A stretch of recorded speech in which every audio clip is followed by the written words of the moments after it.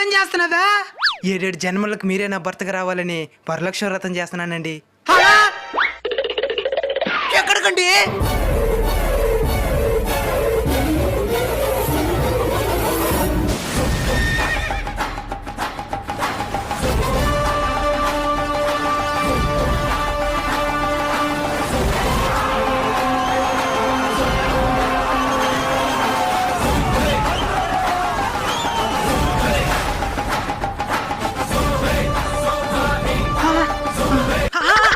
స్వామి స్వామి, ఎవరు నాయనా నువ్వు?